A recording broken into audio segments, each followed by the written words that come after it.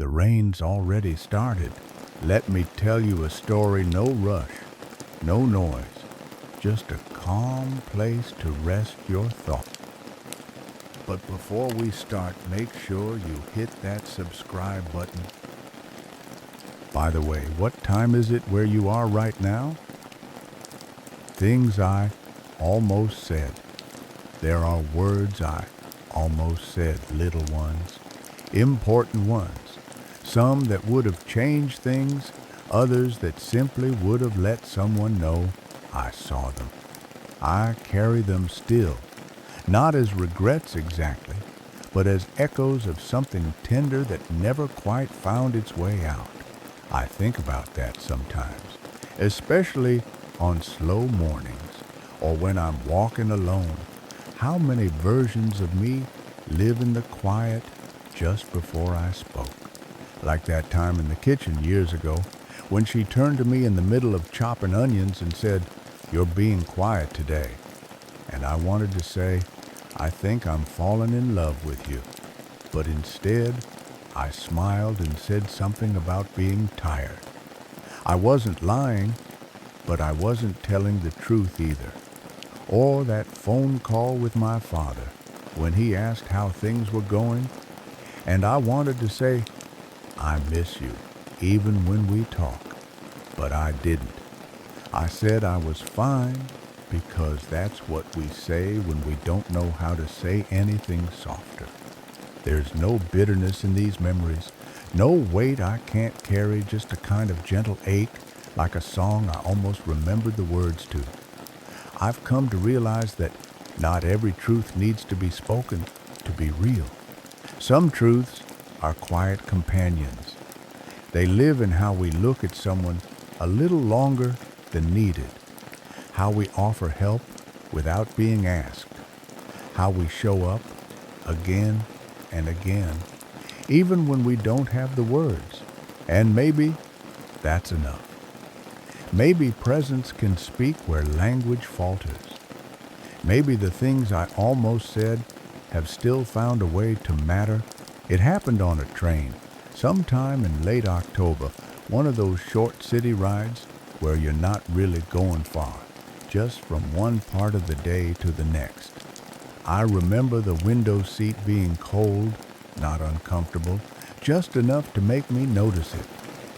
She sat beside me, not close enough to touch, but near enough that I could feel her warmth in the space between us. We weren't strangers. Not exactly we'd known each other for a while. Friends in that way people are when they orbit one another, but never quite land in the same place. I remember the light that day, pale and flickering between buildings as we moved, and she was telling me something about her week, about her job, her neighbor, how the coffee machine at work always made this terrible choking sound. I nodded and laughed in the right places, but there was something pulling at me under the surface, a small feeling that had been growing for a while, asking for air. I looked at her, and for a moment I wasn't listening to the story anymore. I was just noticing the curve of her voice, the way her fingers rested lightly on the fabric of her coat, the tiny freckle near her eyebrow that moved when she smiled. And I remember thinking, tell her, just say it. You're allowed to want something. But I didn't. I looked back out the window and said something about the way the trees looked like they were on fire with autumn. She smiled, said, "I love when you notice things like that." And then the train pulled into the station, and we got off, and the day went on. But I've thought about that ride more times than I can count, not with longing, but with quiet wonder. Because in that moment, something real lived between us. It just never became a sentence. And maybe it didn't have to. I was maybe 9, maybe 10 old enough to notice when something felt different, but still too young to understand what to do with the weight of that knowing. My mother was sitting at the kitchen table late at night, a cup of tea untouched in front of her, both hands wrapped around it like she was trying to keep something warm that had already gone cold. I had come into the room for a glass of water, barefoot, half asleep, the way kids wander when dreams are interrupted, but the world is still dark and soft. I paused in the doorway, quiet, unsure if I should say anything, and she looked up, not startled, just tired in that way. Adults get when the day has worn them down to something quieter than sadness. She smiled, just a little, and said, "Couldn't sleep?" I nodded. "That's all." I walked to the sink, filled my glass, and stood there, feeling like there was something else I should do. I wanted to ask if she was okay. I wanted to say I'd stay up with her. I wanted to tell her I didn't like when she sat in the dark alone like that, but I didn't say any of it. I stood beside her for a moment, not touching, just present, then whispered good night and padded back to bed. And for some reason, that memory has stayed with me like a bookmark in a book I never finished. I don't know what she was thinking that night. I don't know if she remembers it at all, but I do. And sometimes I wonder how many times we've both stood at the edge of saying something gentle and let it drift instead, like steam from a forgotten mug. There's no blame in it, only love that didn't know how to become a sentence. And maybe that's part of growing up, realizing that some of our softest truths live in the things we didn't say and in the people we stayed near anyway. It wasn't a dramatic falling out, no argument, no slammed doors, no lines drawn in the sand, just a slow fading, like a song that gets quieter until you realize it's gone. We had been close once, the kind of friendship that feels effortless texts at odd hours, inside jokes that no one else would understand, long walks that ended in silence that never felt empty. And then, slowly, life changed. Maybe we both did. There were longer pauses between messages, plans that never quite got made, a quiet understanding that we were drifting, even as we smiled and said, "Let's catch up soon." And then, one day, I realized it had been months. No check-ins, no birthdays remembered, no falling out, just an absence that never announced itself. I thought about reaching out more than once. I thought about writing something simple. "Hey, I miss you," or even just, "Are you okay?" But I didn't. I told myself I didn't want to make things awkward. I told myself they were probably fine, probably busy, probably moving on in a way that didn't leave room for me anymore. And maybe they were. But the truth is, I wish I'd said something, not to fix it, not to rewind it, just to mark the moment to say, this mattered to me. Because even quiet endings deserve to be seen. Even soft goodbyes deserve a voice. And maybe that's the hardest part, not when someone leaves loudly, but when they leave gently, without saying they're leaving at all. You're left holding something invisible, something real, something shaped like a memory with no final page. And now, years later, I still think of them when I pass that bookstore we always went to, or when I hear that song they once played 3 times in a row. I still don't say anything, but inside, I whisper it sometimes. I hope you're well. I hope you felt loved. I'm sorry we never said goodbye. I used to think that what we say is what defines us, that our truths only became real once they left our mouths and landed somewhere outside of us. But the older I get, the more I believe in the quiet weight of what goes unsaid, not as failure, not as missed opportunity, but as something softer, something that lingers and shapes the edges of who we are in ways we don't always notice. The things I almost said have stayed with me not like ghosts, but more like folded letters I keep in a drawer, unopened but never thrown away. They've taught me what I care about, what scares me, what I long for when the rest of the world is asleep. They've revealed the places where I still carry tenderness. And maybe that's enough. Maybe not every truth needs to be spoken to leave its mark. Some of the most important shifts in me have come from the quiet after a moment passed, from the way I felt my chest tighten when I didn't speak up, or the way my hands stayed still when they almost reached out. Those silences became teachers, not always kind, but honest. And they've helped me pay more attention now to what I feel rising in me, to when my throat catches, to when I want to hold something back out of fear. I still don't always speak.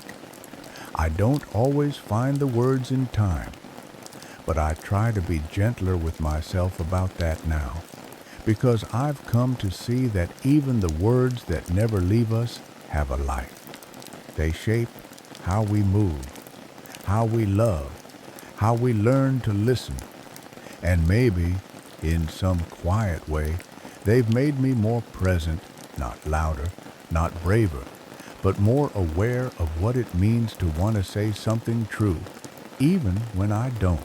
There was one time I did say it not in the way I imagined, not with perfect timing or cinematic grace, but quietly, halfway through a conversation about something else entirely. We were sitting in a parked car, windows cracked, the kind of late-night stillness where even the air feels like it's listening. She had been talking about her brother, how he never answered her calls, how she always felt like she was the one holding everything together, even when she was falling apart. I listened, the way I always had, but this time something in me stirred differently. Maybe it was the way her voice caught near the end, or the way she looked down and rubbed the edge of her sleeve between her fingers like she was trying to hold on to something solid. And before I had a chance to think myself out of it, I said it. Just 3 words. You matter. Deeply. Not, I love you. Not, I know how to fix this. Just that. Her eyes didn't widen. She didn't say anything right away. But she looked at me in a way I hadn't seen before, like something had landed where it was needed. I could feel it in the air between us, the way it shifted, the way it softened. Sometimes I think we expect important words to arrive like thunder, but the truth is, most of them enter like light through a crack, soft, steady, and enough. I don't remember much else about that night. I think we drove in silence for a while, letting the words settle where they'd fallen.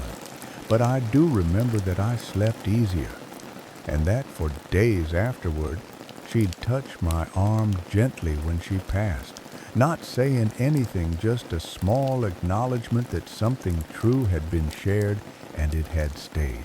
And that was all it needed to do. The older I get, the more I understand that some of the most meaningful moments in life are the ones that pass quietly, not with big declarations, but with something held just beneath the surface. There's a kind of rhythm I've grown into now, one that isn't about speaking just to fill the air, but about listening to what rises in me and choosing gently what to do with it. Sometimes I still hold the words, not because I'm afraid, but because I know that not every feeling needs to be translated into sound. Some things are truer when they're carried, when they live in the way I look at someone a little longer, the way I linger in the doorway before leaving, The way I send a message at 11 p.m. just to say I'm thinking of them, nothing poetic, just presence. I don't believe anymore that silence means nothing. Silence, I've learned, is full of story, full of the words we don't say because we're still learning them, or because they'd only get smaller if we tried to explain. And that's the part no one tells you, that not saying something doesn't mean you don't feel it. Sometimes it means you feel it too much to rush it. So I've made peace with the things I almost said. I don't chase them anymore. I let them stay where they belong as part of the soft map of who I am. They're there when I pause before responding, when I take someone's hand without speaking, when I leave space in a conversation for what isn't being said, because I know now that's where some of the truest things live. The words we carry, even in silence, still shape the way we love. And sometimes that echo is more lasting than sound. I think in the end, the words I didn't say were never lost. They just took different forms. They lived in gestures, in stillness, in the way I stayed when I could have left, or noticed the small details most people pass by. They lived in the way I remembered someone's favorite tea, or sent a photo of the sky just because I knew they would have liked the light that day. I used to think silence was the space between meaning something empty, something unfinished, but now I know it can be full. It can hold more than sound ever could. There are people I've loved quietly, people I've mourned without announcement, people I've thanked with nothing but a steady gaze across a quiet room. There are kindnesses I've offered with my hands when my voice wouldn't come, and moments I've chosen to stay close instead of speak. That was the language I had, and I've come to believe that's still a kind of saying, maybe a truer one. Not every truth needs a stage. Some just need to be felt, held, allowed. I carry all of it with me, the things I said, the things I almost said, and the things I never will, and together they make up something real. Not a perfect story, but an honest one. And I hope, in some quiet way, the people I loved, the people I listened to, stood beside, waited for, forgave, I hope they felt it. I hope they knew that even when I didn't say it, I meant it.